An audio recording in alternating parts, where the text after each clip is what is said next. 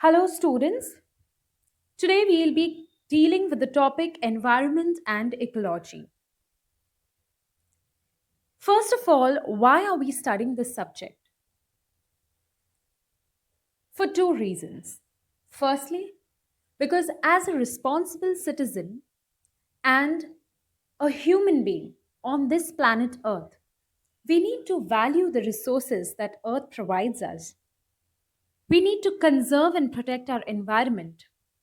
We need to sustain it for the future generations and respect everything that the earth gives us. But secondly, and more importantly for us, we need to learn this subject and have an emotion towards this subject as a civil servant. Because when we enter the government, we will be playing and we should play a very important role in conservation of our environment and ecology. We not only have to be an important part of the process, but also be able to include and involve every section of the society in doing the same. For this, we need to be aware about the various concepts related to environment and ecology.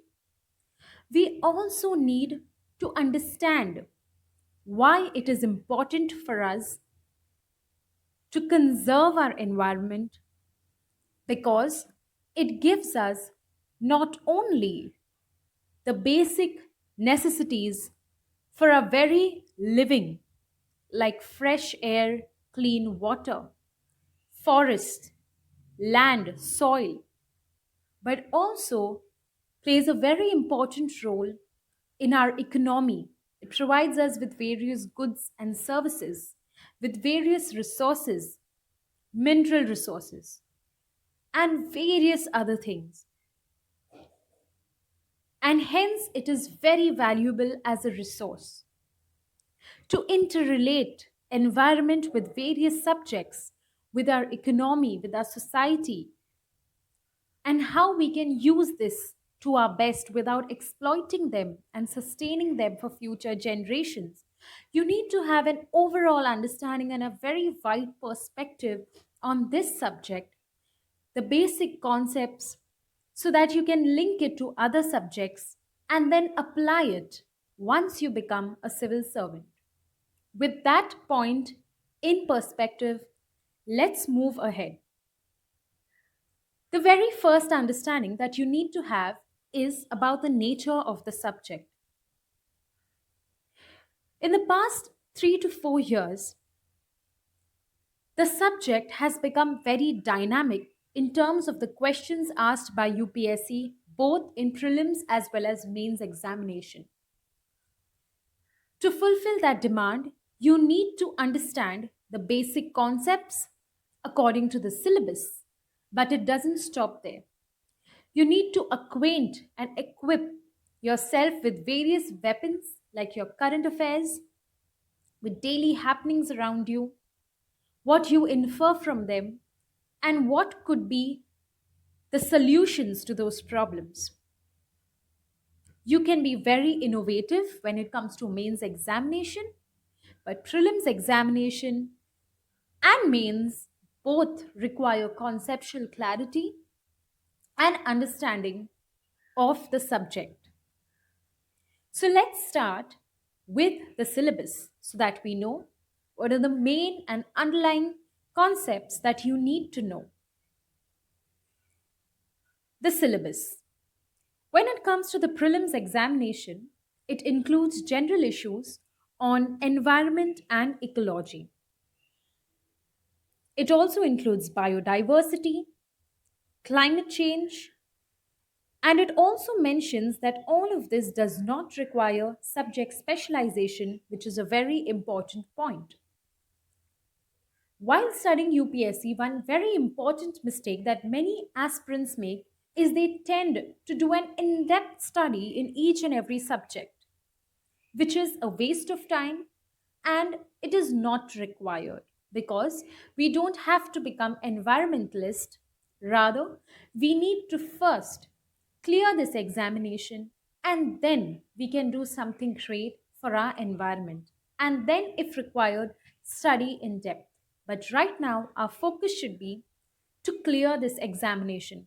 And for that, we have to have certain restrictions, certain boundaries that we need to maintain, and do only material and study only material that is relevant to this examination and stick to the syllabus. When it comes to the mains examination, we have topics like conservation, environmental pollution, degradation, and environmental impact assessment. These are the main topics, and apart from that, there are several other topics which we will go on adding in relation to the current affairs. These answers have to be very dynamic. They have to we have to relate it to current affairs when we write a mains examination, and you also need to use that knowledge in application based prelims questions. So let's go to the next part. We'll start with understanding the ecology. So today's chapter is ecology. What do you mean by ecology? Ecology is the scientific study of reciprocal relationship between organisms, including microbes, plants, animals, man with their environment. How they make use of their environmental resources, including energy flow and mineral cycling. So, if you pay attention to this diagram, you can see how it shows that different organisms and their environment are interrelated to each other. This is very true in case of every ecological relationship. We all are dependent on each other. We have a reciprocal relationship. There is a give and a take between organisms, between each other, and also with their society.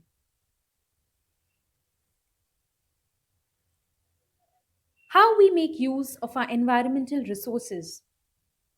As we know that every organism gets its energy from the sun. When you talk about plants, they derive energy from the sun, and then the entire food chain follows, which we will be seeing further. So let's start with the history of ecology. As old as human civilization itself, ecology is as old as a human civilization. The knowledge of environment for survival, that is, when man lived in the wild, they were aware about the forces of nature, the plants, animals around him or her. They couldn't live in ignorance. They had to know all these aspects when they lived in the wild. Why? Again, so that they are aware of the resources that could be useful to them and also protect themselves from wild animals. Next, how do we know that they were aware about these things? Because ancient texts have references to ecological principles. What are those ancient texts? Like your Vedas, your Samhitas, Brahmanas, Aranyakas, Upanishads, Indian treatise on medicine, that is the Charak Samhita, and surgical texts, that is the Sushrut Samhitas.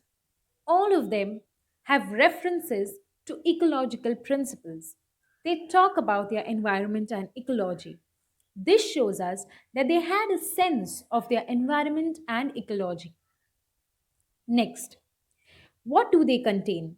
These books contain classification of animals on the basis of their habit and habitat. Land in terms of nature of soil, climate, vegetation. Description of plants typical to various localities. So, all of this information was present in these ancient texts. Next is the Charak Samhita also has information that air, land, water, and seasons were indispensable for life. They knew the importance of these resources to them. They also knew that polluted air and water were injurious to health. So that gives us the understanding of how aware they were. So, with that note, let's move to the next slide. Environment. What is environment? Before that, let's just see what is ecology, because you need to be very aware about the definitions, because whenever you get any question in mains examination, you need to know the definition of the keyword in order to begin your answer or write your answer very constructively in the least possible amount of words to give maximum expression. So let's revise again. What is ecology? Ecology is the scientific study of reciprocal relationship. So what are the keywords you're going to remember in this, in the definition of ecology, is the reciprocal relationship. Secondly, you have to remember that this reciprocal relationship is between organisms with their environment. Okay? And how they make use of those environmental resources. So let's revise. What is ecology? It is a reciprocal relationship between organisms. In brackets, you can write the various types of organisms and then those organisms with their environment.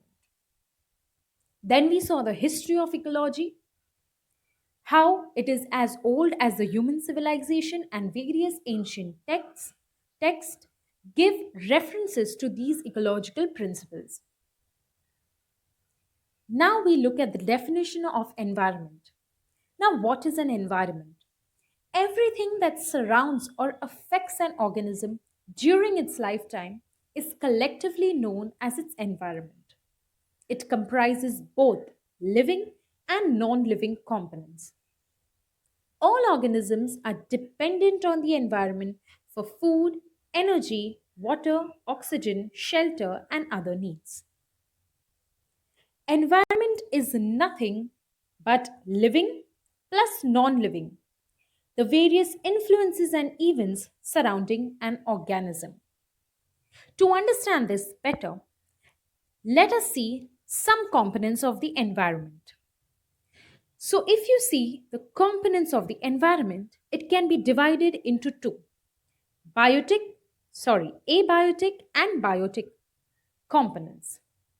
When we talk about abiotic components, it includes energy, radiation, temperature and heat flow, atmospheric gases and wind, fire, gravity, topography, soil, and geologic substratum.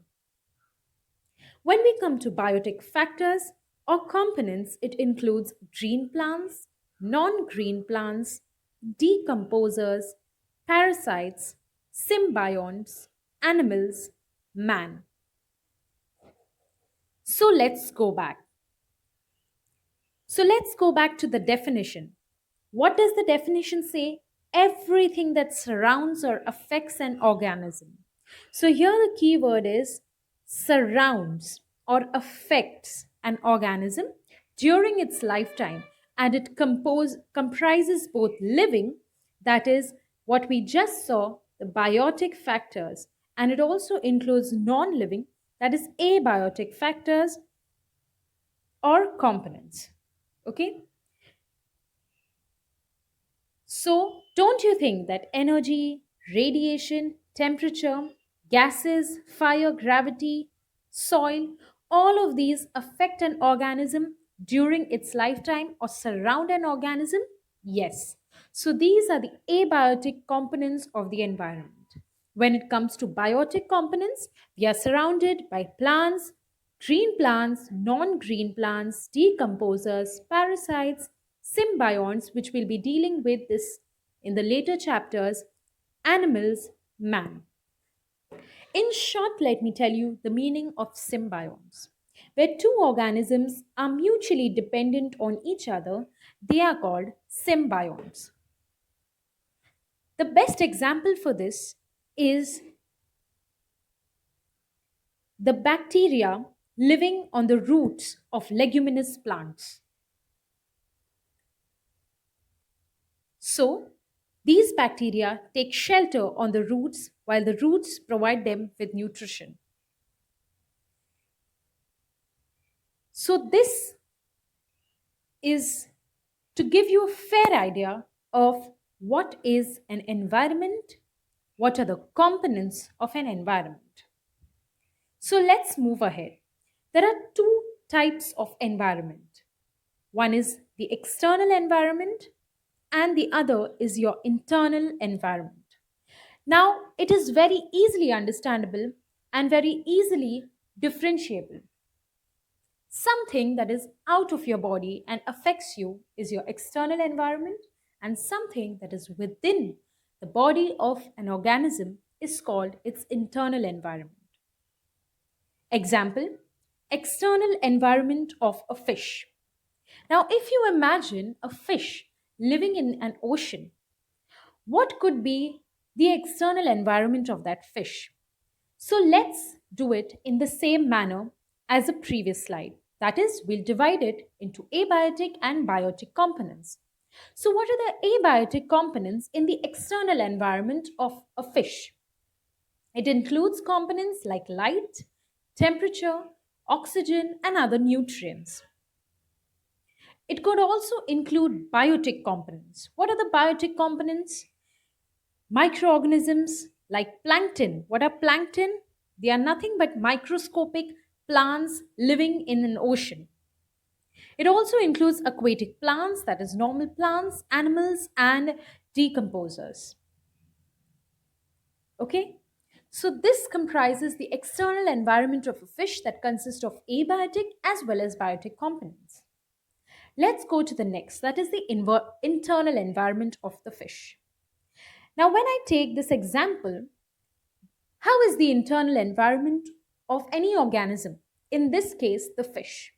It is relatively stable as compared to your external environment, but it is not absolutely constant. Of course, there are things like injury, stress, illness that upset the internal environment. For example, if a marine fish is transferred to freshwater fish, it will not be able to survive. So, this is the external environment and the internal environment concept, which we understood using an example. Let's move ahead. Levels of organization in ecology. The first organism or the first level of an ecology is, of course, an individual or an organism. So, this is the first level, that is the individual level. When we move up, there's population. That is, this can also be written as a single species. Many species, many organisms, or individuals, when they come together, they form a population. If you have watched the movie Finding Nemo, let's take the example of this picture. This is an individual fish. Many fishes of the same species form a population. When that fish is living in an environment with other fish, it forms a community. So let's move up, that the next level is a community. Many communities, when they come together and interact with their environment, forms an ecosystem. So this will form an aquatic ecosystem in this case. So I hope it is clear to you what are the levels of organization. Let's use this diagram as well. Here is an individual population of different individuals belonging to the same species, how they interact with the other organisms around them belonging to different species, and then finally how they interact with their environment. And finally, how many ecosystems come together to form a biome, and this comes together to form a biosphere. So, let's revise. An individual, many species of the same, many individuals of the same species forms a population. Many species living together in an environment forms a community. When all these different species living in an environment interact with their environment, it together forms an ecosystem. So, what is an ecosystem? It is organisms of different species, or you can say different populations of different species coming together and interacting with their environment and also among themselves forms an ecosystem. Many ecosystems form a biome, and many biomes come together to form a biosphere. You can also use this diagram to understand the same. Now, what are these terms? Ecosystem, biome, and biosphere we'll be dealing with ahead. So, what is an ecosystem? So, in this slide, we already saw what is an individual, what is a population, what is a community, and now we'll be seeing an ecosystem. So, let me revise again. An individual is a single organism of a single species. Then you have population, that is many individuals belonging to the same species. Then you have a community, that is many organisms belonging to different species.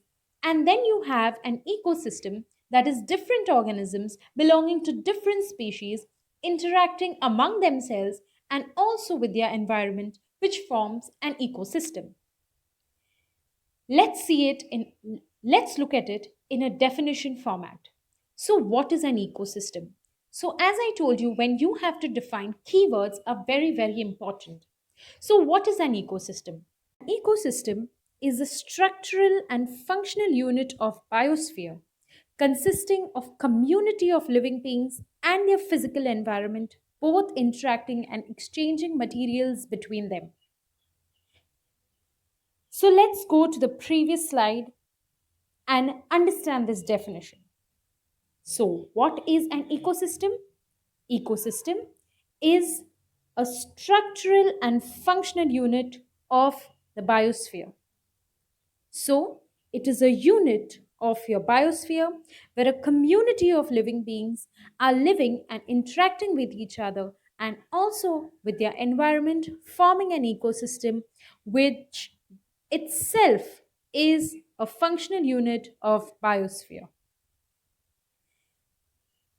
So, if possible, try and memorize the definition of ecology, environment, and ecosystem. So, what is an ecology? Ecology is the scientific study of reciprocal relationship between organisms with each other and with their environment. So, the word study is important over here. It is a scientific study, ecology. As we all know that logy means study, for example, biology, physiology, anything. So the word scientific study is very important in definition of ecology. When you talk about environment, you need to use the key terms such as surrounding, affecting, okay? Everything that surrounds or affects an organism during its lifetime. Then you can talk about the non living and living components, that is, biotic, abiotic components, okay?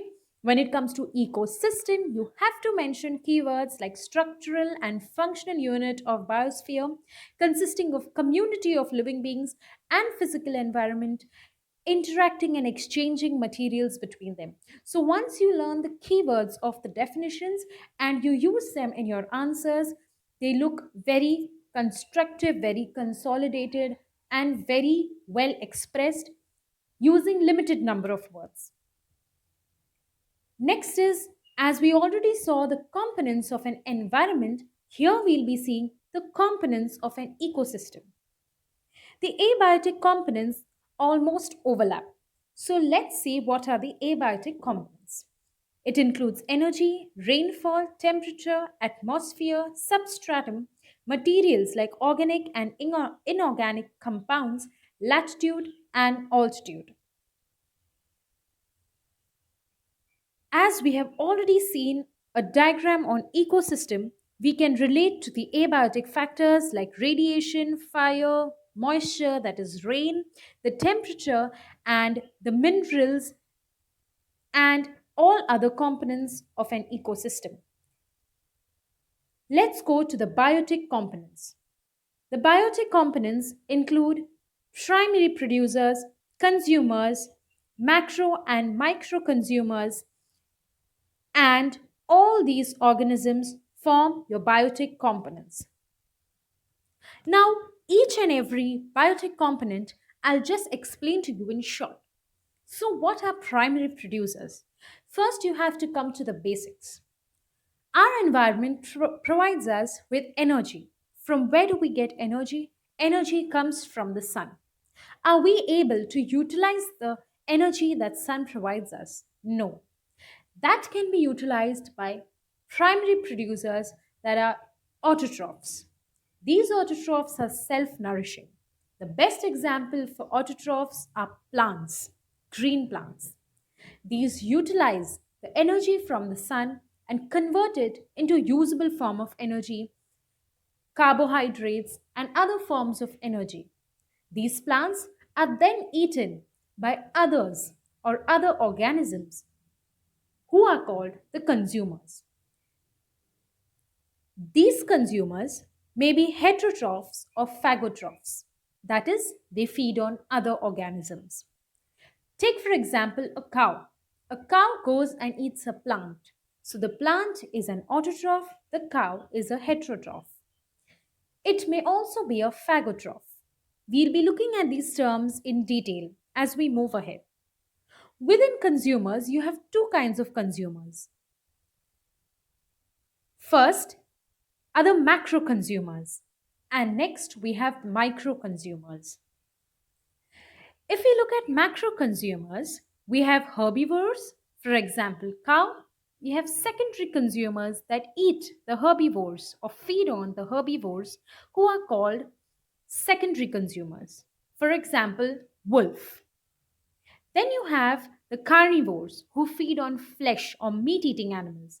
And then you have omnivores, for example, man, monkey, etc., who feed both on plants as well as animals.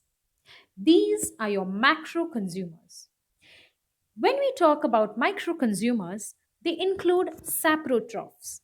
Saprotrophs are nothing but your decomposers or osmotrophs. These include bacteria, fungi. They are also called detrivores, that is, they feed on dead and decaying organisms. For example, earthworm.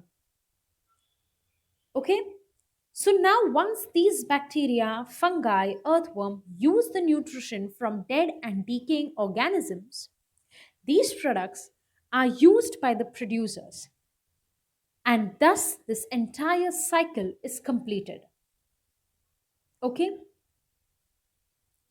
So let's move on to the next slide. Classification of ecosystem. This is the natural ecosystem. Natural ecosystem can be classified into two, the terrestrial and aquatic. In terrestrial ecosystem, we have three kinds in broad terms.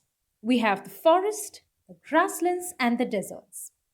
There may be many other terrestrial ecosystems, but these are the major ones, or it's the major classification.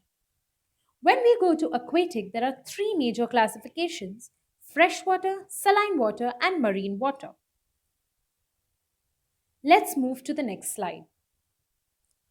Now, what are the goods and services provided by ecosystem? As I already told you in the beginning, as civil servants, we need to conserve our ecosystem for ethical reasons, to conserve it as a human being, as a species living on planet Earth, as a citizen, as someone who's worried to sustain these resources for the future generations as a responsible citizen, but also We conserve these ecosystems and resources because they provide us with certain goods and services that we use as resources. So let's see what are the resources or what are the goods and services that our ecosystem provides us with. First is nutrition, materials, and energy. When it comes to nutrition, they provide us with food. For example, green plants provide us with fresh fruits. They give us soil. Our environment and ecology gives us fertile soil for production of food crops. They also give us fresh water from the rivers and streams. When it comes to materials, they provide us with raw material, for example, rubber, honey. They also give us genetic resources. The best example is BT cotton, which can be modified and used. Another concept that covered in my previous science and technology lecture. They also provide us with medicinal resources. What is naturopathy? Ayurveda. Use of natural resources that our ecosystem and environment provides us with. And also ornamental resources, for example, pearls, gold, silver. All of these are available readily in nature. Next is with energy. It captures the energy of the sun and provides us with energy, starting from primary producers to consumers, macro and micro consumers, and then you have the tertiary consumers. And then it goes back to your decomposers, and the entire food chain is completed. So, all the energy along the food chain comes from our environment.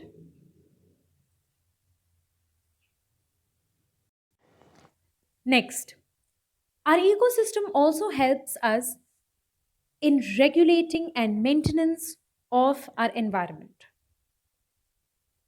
Or, in other words, I could say that it regulates itself and maintains itself for our use and also for the balance in nature. For example, regulation of waste, air purification, waste treatment like water purification. There are various bacteria that help in purification of water.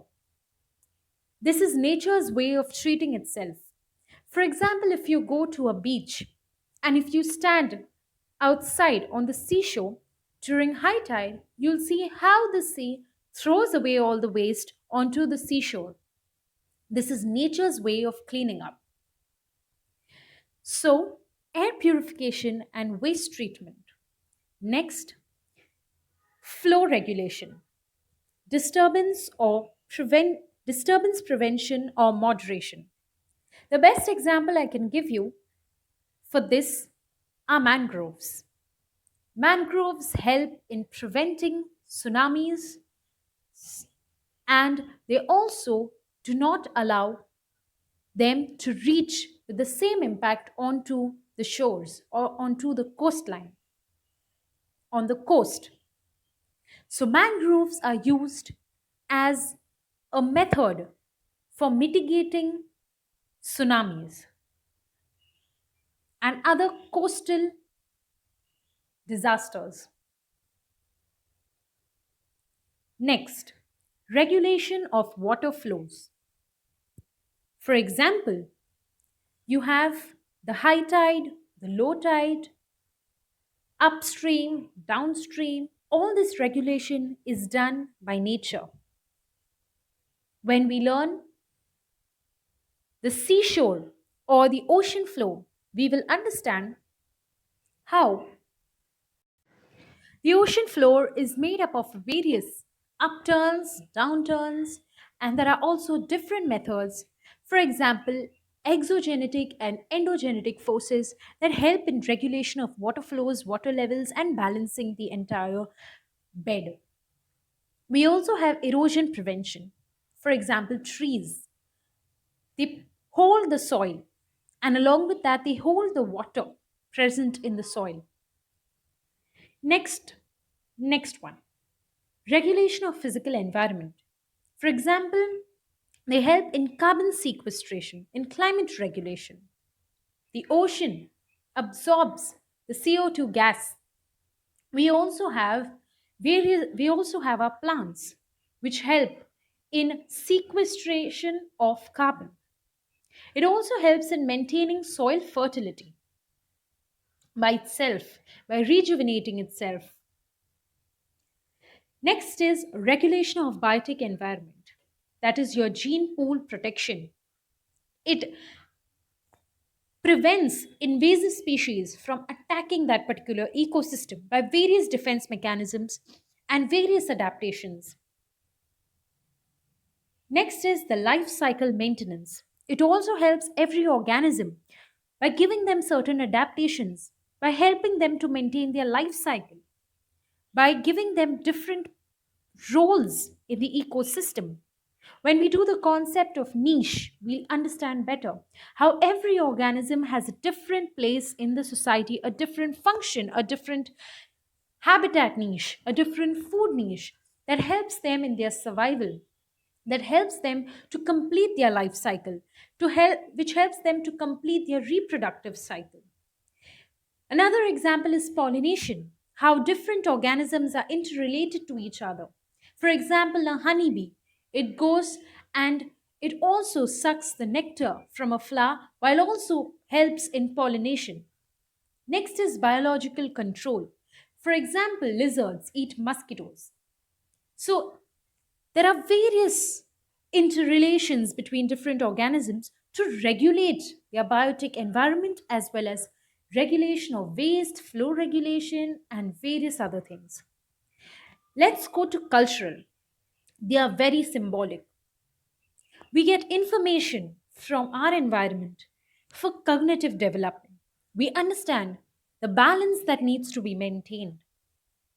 Next, intellectual and experiential. It gives us aesthetic information, inspiration for culture, art, and design, spiritual experience, recreation, and tourism. So, these are the different things, the goods and services that our ecosystem provides us with, and that is the reason we need to value, respect, and conserve these ecosystems. Let's move to the next one, ecotone. What is an ecotone? The intermediate portion between two ecosystems can be called an ecotone. For example, this is ecosystem 1 and this is ecosystem 2. Okay, so do you think nature has a black and white line between these two ecosystems? No. There is a transition zone. This transition zone is called your ecotone. Let's take an example. Look at this diagram given here. This is a land ecosystem and this is an aquatic ecosystem. This transitional zone is called your ecotone. So let's see how organisms live in an ecotone. Here there's a tortoise. This could also go into the water and could also live a little bit on land. This could also be taken as a turtle actually. Then you have a duck, which also lives on land and lays its egg in on the land, which lives in the water, goes to swim, and then comes and lays its egg on land. You can also take an example of birds. They have their nest on the trees, and when they need to drink water or eat fish, they go into the water. So let's see what is an ecotone and the various functions. Firstly, let's cover the characteristics of an ecotone. Ecotone is nothing but a zone of junction. Again, your keywords are very, very important. It is a zone of junction. Examples could be mangroves, grassland, estuary, riverbank. What are the characteristics of an ecotone? It can be narrow or wide. It can be intermediate to, it is in fact intermediate to adjacent ecosystems. As I gave you an example, ecotone 1, ecotone 2, they are adjacent to two ecosystems and it forms the intermediary area. Next is it has linear incoming and outgoing species. For example, if you look at this diagram, as I go from this side to this side, the terrestrial or the reptiles will decrease and your aquatic animals will increase. And when I move from this side to this side, the number of terrestrial organisms will increase and aquatic organisms will decrease. Next characteristic, they have certain organisms which are entirely different from both the ecosystems and are confined to this particular ecotone. For example, many ecotones around the world have certain specific species that are native to the ecotone and are completely different from ecosystem 1 and 2. Next is, so it gives us diversity. Next is the edge effect. This is a very important concept and very important from your prelims question point of view. So, what is the edge effect? If you see that, if I give you an example of a bird again, that this bird is, living between the forest and the aquatic ecosystem. So, of course, it gets resources from both water as well as land. So, isn't this an ideal place for any organism that depends both on water and land to live in? So, this tends to increase the diversity of organisms living in an ecotone. So, this is a population of some species that are greater in this zone than either community. This is called your edge effect. So, if you have to define an edge effect, you can say that it is a phenomena in which there is population of some species which are greater in the ecotone than your either community. This is called your edge effect, where your population is greater in your ecotone than your either community. Let's move to the next. Niche. Niche is a very, very important concept to be understood. And also from your examination and conceptual clarity point of view. Now, what is a niche? I also mentioned this before. What is a niche? Let's understand. I'm very sure that you already know what is a habitat. A habitat is a place where an animal lives. As we know, animals have a tendency of being territorial. They have a tendency to mark their territories. So they form their habitat in that territory. They form their entire home in such a place where all the required resources are available in the nearby area. Microscopic plants like phytoplankton and microscopic animals like zooplankton. This euphotic zone is the zone where these phytoplankton feed or where they use the sunlight. The entire zone up to which the fishes, the small fishes, and all stay is called the entire thing, including your euphotic zone, is called your photic zone. It's just like this is the entire photic zone, and the uppermost layer is called your euphotic zone, where you have various kinds of phytoplankton and zooplankton. Especially here, you can talk about phytoplankton who use the sunlight for their growth. Next is, if you look at this coastal area, or basically technically called the continental shelf, there is a high tide line and a low tide line. Low tide and high tide, sorry. So if we see that this intertidal zone is the zone between your high tide and low tide, then you have your neritic zone where you have small organisms. And then finally it enters into your euphotic photic zone. Now, when we go to the other zones, you have your benthic zone, which is at the ocean floor. You also have your aphotic zone, which is the zone where sunlight does not penetrate. Your photic zone and aphotic zone together forms your pelagic zone. So all these zones are important to understand which organism or which aquatic animal thrives in which area and uses what kind of food and what kind of nutrition and from where it sources these. So, in short, let's again revise this slide. We saw that there is a euphotic zone, which includes the zone where these phytoplankton use energy of sunlight through direct penetration, which forms the uppermost layer. The maximum zone where sunlight penetrates is called, together with your euphotic zone, the photic zone. Below that, you have your aphotic zone. The photic and aphotic zone together forms your pelagic zone. The zone at the ocean floor is called your benthic zone. Let's move now to the next slide. Just like we saw zones in an ocean, let's also see zones in a lake. These are slightly different. First, let's look up to this diagram. Now, what is this? Just like your ocean zone, here you have your benthic zone, which is at the ocean floor. Remember benthos as the ocean floor, it's the lowermost layer always. Then you have your littoral zone. What is littoral zone? It is just at the banks of the river. It's like a transition zone. Then you have your profundal zone and your limnetic zone.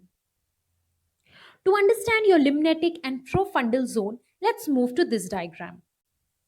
So first, let's see habitat versus ecosystem. Habitat is the natural home of an organism, whereas ecosystem includes all communities of living organisms and their relationships with physical environment in a geographic area. A habitat is small compared to an ecosystem. An ecosystem is always larger than a habitat.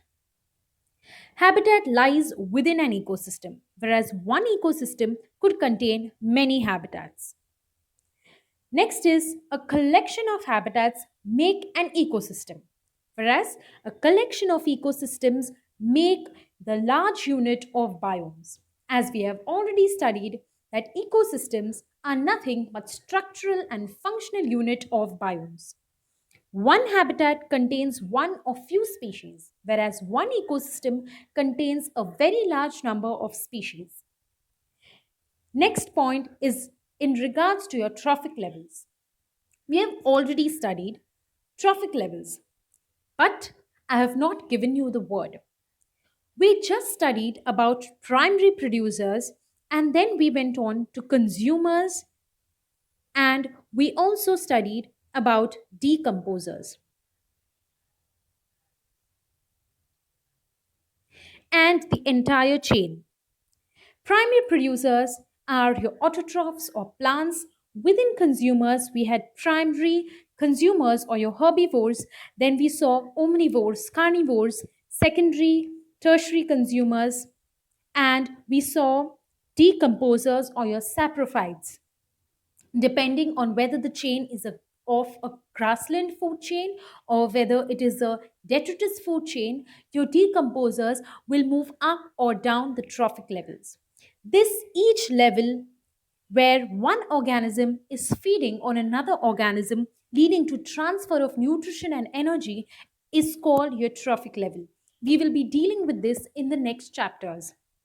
For now, just understand that your habitat contains only a few trophic levels, whereas your ecosystem contains all the trophic levels. Coming back to what is a niche. To understand that, let's look at types of niche.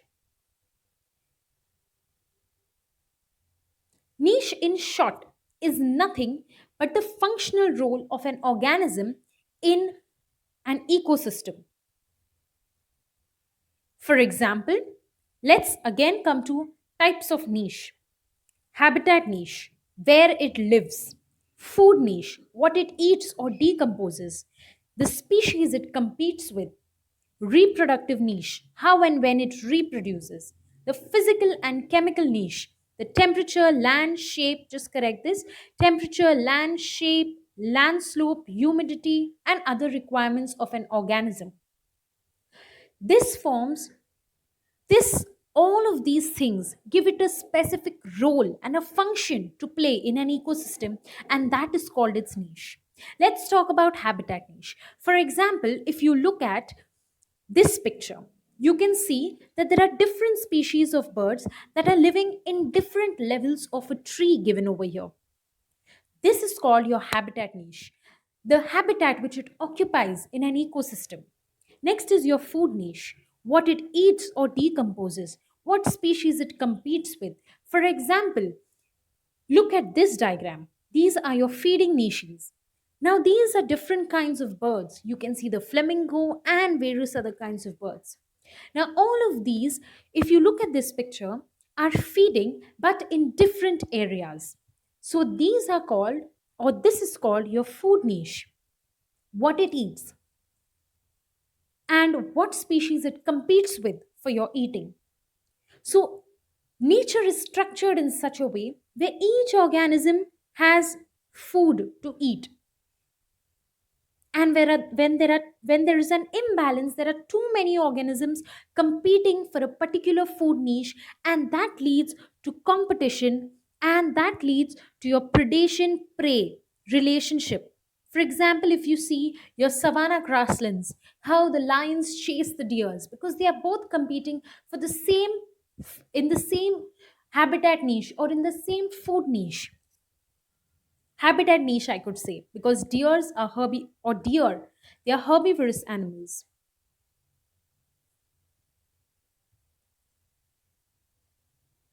Next, you have the physical and chemical niche. For example, you'll find polar bears only in the polar areas, or you'll find a particular species in a desert area. Coming to this previous picture, there's another question posed: do two organisms have exactly the same niche? The answer is no.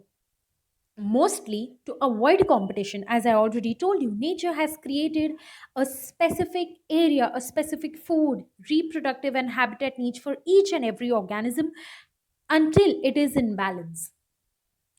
After that, there's competition. Let's look at this: owl and a hawk. They both eat rodents. They both, but owl is active during nighttime and hawk during daytime. Next is owl hunts in forest, whereas hawk hunts in grasslands. Owl nest in low trees, whereas hawks nest in tall trees. Niches can overlap, but they are never exactly the same. For example, they may have the same food niche, like both are eating rodents, but they're active during different types.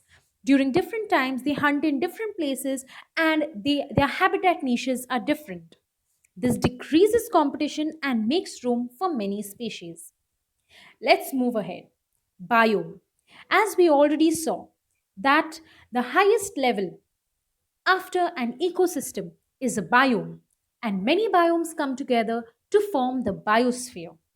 So let's see the definition of a biome. Terrestrial parts of the biosphere, which are divided into various parts based on climate, vegetation, animal life, and general soil type, is called a biome. This is a biome chart. Based on your temperature and based on your moisture, they can be divided from wet to dry and hot to cold biomes. For example, if you take the Arctic region, has a tundra biome. There are different kinds of vegetation and different animals, flora, fauna living in these kind of biomes. Then you have the subarctic, which has a taiga vegetation. Then you have the temperate, which has temperate forest, temperate grassland, and desert kind of vegetation. Then you have the tropical biome, which includes rainforest, savanna, and desert. Understanding this is very important to understand the ecological niche of different organisms. There are many niche, there are many ecological, sorry, there are different names of biomes, as we just saw: the tundra, the taiga, the temperate deciduous forest, tropical rainforest, savanna, grassland, desert, which we just saw over here, which is based on the vegetation, moisture, dry, wet, and the temperature, hot or cold. We already saw the tundra. So let's see the classification in little more detail. This diagram is just for a fair understanding because we'll be doing each and every biome in detail as separate chapters in the classes to come. So let's see this tundra region. This tundra region is adjoining the ice-bound poles. If you look at the taiga region, it includes your North Europe, Asia, North America. It's also known, the forest are also known as boreal forest. All these terms are very important from prelims point of view. Next, you have your temperate deciduous forest, which extends over Central and Southern Europe, Eastern North America, Western China, Japan, New Zealand, etc. Let's not go more in detail right now, and there are various flora and fauna. So let's not go in detail right now because these will be dealt with as separate chapters. Let's move ahead. If you have noticed that when we discussed biome, it only talks about terrestrial parts of the biosphere. But biosphere also includes some aquatic parts, but they are not called biomes. They are called zones. This is another important prelims question. So if it includes only terrestrial parts, they are called biome, but aquatic parts are divided into zones. So let's see this. So as you can see, that this is an ocean bed. It has a continental shelf, continental slope, abyssal zone, benthic, and different parts. Now let's see the different zones. This is a euphotic zone. Now, what do you mean by euphotic zone? Euphotic zone means the zone where sunlight can penetrate. This zone is also called the photic zone. In fact, the uppermost layer where light penetrates is called your euphotic zone, and the maximum area where light penetrates, the entire part, it's almost synonymous, but you can still differentiate. Okay, now this zone is called your photic zone. So we know that photic means nothing but light. So photic zone means the region where sunlight can penetrate. Now, why are we focusing on sunlight? Because your aquatic plants need sunlight to grow just like your terrestrial plants. It also helps in these plants include your macro plants like your normal aquatic plants, and it also includes microscopic plants like phytoplankton and microscopic animals like zooplankton. This euphotic zone is the zone where these phytoplankton feed or where they use the sunlight. The entire zone up to which the small fishes, and all stay is called the entire thing, including your euphotic zone, is called your photic zone. It's just like this is the entire photic zone, and the uppermost layer is called your euphotic zone, where you have various kinds of phytoplankton and zooplankton. Especially here, you can talk about phytoplankton who use the sunlight for their growth. Next is, if you look at this coastal area, or basically technically called the continental shelf, there is a high tide line and a low tide line. Low tide and high tide, sorry. So if we see that this intertidal zone is the zone between your high tide and low tide, then you have your neritic zone where you have small organisms, and then finally it enters into your euphotic photic zone. Now when we go to the other zones, you have your benthic zone, which is at the ocean floor. You also have your aphotic zone, which is the zone where sunlight does not penetrate. Your photic zone and aphotic zone together forms your pelagic zone. So all these zones are important to understand which organism or which aquatic animal thrives in which area and uses what kind of food and what kind of nutrition and from where it sources these. So in short, let's again revise this slide. We saw that there is a euphotic zone, which includes the zone where these phytoplankton use energy of sunlight through direct penetration, which forms the uppermost layer. The maximum zone where sunlight penetrates is called, together with your euphotic zone, the photic zone. Below that, you have your aphotic zone. The photic and aphotic zone together forms your pelagic zone. The zone at the ocean floor is called your benthic zone. Let's move now to the next slide. Just like we saw zones in an ocean, let's also see zones in a lake. These are slightly different. First, let's look up to this diagram. Now, what is this? Just like your ocean zone, here you have your benthic zone, which is at the ocean floor. Remember benthos as the ocean floor, it's the lowermost layer always. Then you have your littoral zone. What is littoral zone? It is just at the banks of the river. It's like a transition zone.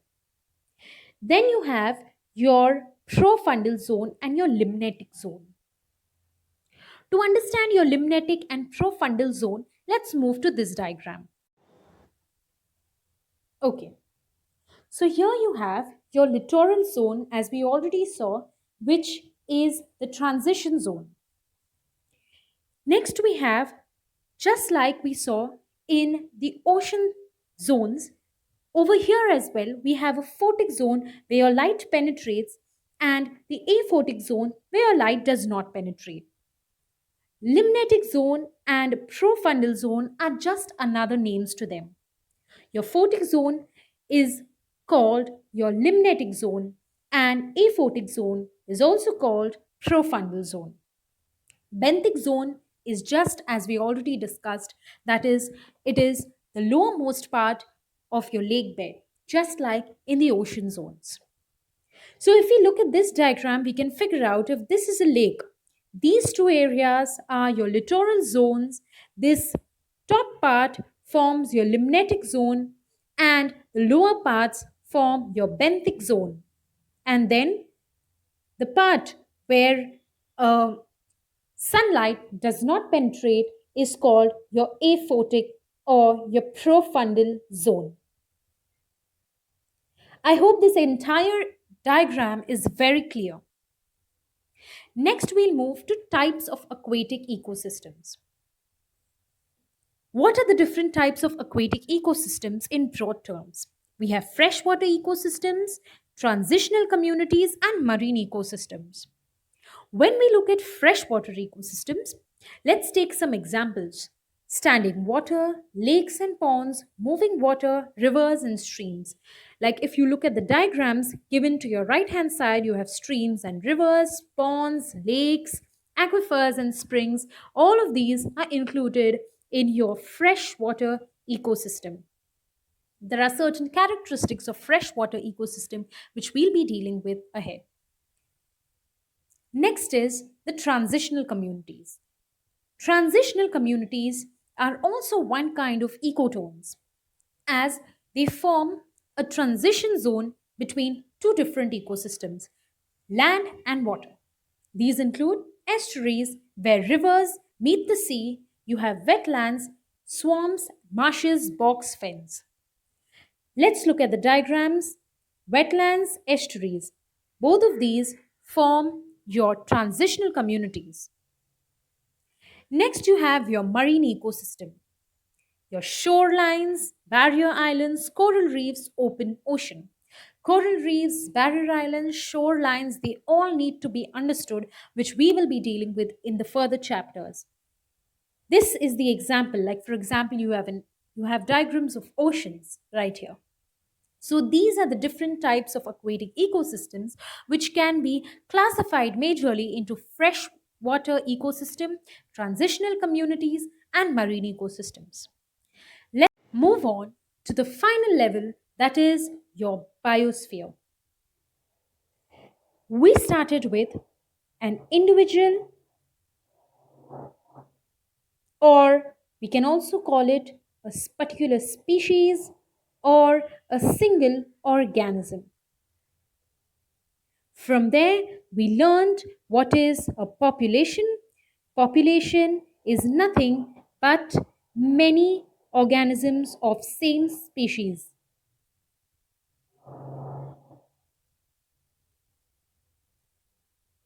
We then learned what is a community. Community is different species living together. And then we finally learned what is an ecosystem. Ecosystem is different species living with the environment and interacting between each other. We then went on to learn what is a entire with ecosystem. We also moved on to niche, and we also moved on to understanding the different biomes and different zones. Then finally, we came to biome in terms of terrestrial, and okay, let's also write zones in case of aquatic. And then now finally, we have reached to the biosphere. We started with the ecosystem, which is the structural unit of biosphere, and now we have reached the biosphere. So let's see what is this biosphere. So that's it for today. I hope you have understood each and every concept in relation to the chapter ecology. We'll also be learning more about this in relation to other topics in future lessons. So today we started with what is environment and ecology as a subject. We then saw the syllabus, the nature of this subject, what needs to be learned in terms of your pre as well as main syllabus. Then we came down to the chapter 1, ecology. We learned the main definitions, that is the environment definition, the definition for ecology, definition for an ecosystem. We learned what the different characteristics and components of an environment and ecosystem. Then we came down to understanding biome, niche. Then we understood the different aspects of each and every topic. And finally, we arrived at what is the biosphere. The underlying idea of this entire chapter is to give you a brief as to why this subject is to give you an understanding, in fact, of why this subject needs to be understood and why it is important for a civil servant to be aware about each and every concept in relation to the environment and ecology, so that with a wholesome preparation, with a wholesome and a very bright scope of understanding, with a very wide perspective, one can then take very important decisions in an informed manner. Thank you very much, students. This is the end of my lecture. I hope you enjoyed this lecture. Thank you.